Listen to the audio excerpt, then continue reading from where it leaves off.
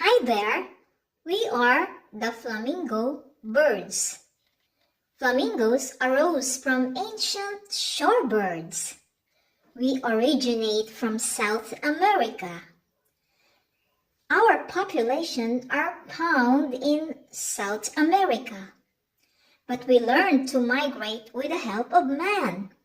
Now you can find us in Northwest India, the Middle East, Western Mediterranean, and Africa. Limited numbers of species are found in Northern Europe and eastward to Siberia. We are sociable birds. We have long legs. We can wade into much deeper water than most other birds.